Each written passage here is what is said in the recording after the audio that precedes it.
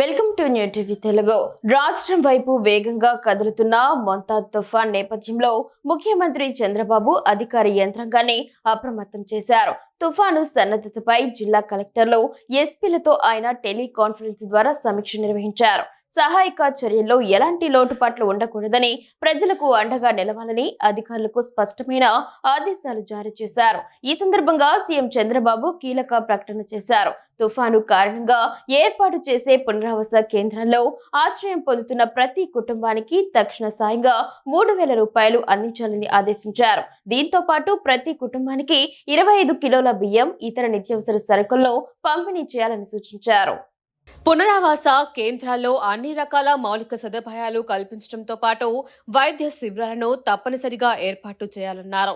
జిల్లాలో అత్యవసర వైద్య సేవలు అందించే సిబ్బంది నిరంతరం అందుబాటులో ఉండాలని స్పష్టం చేశారు. ప్రస్తుతం మనం చేపడుతున్న సహాయక చర్యలు భవిష్యత్తులో వచ్చే తుఫాన్లను ఎదుర్కోవడానికి ఒక రోల్ మోడల్ గా నిలవాలని ముఖ్యమంత్రి ఆకాంక్షించారు.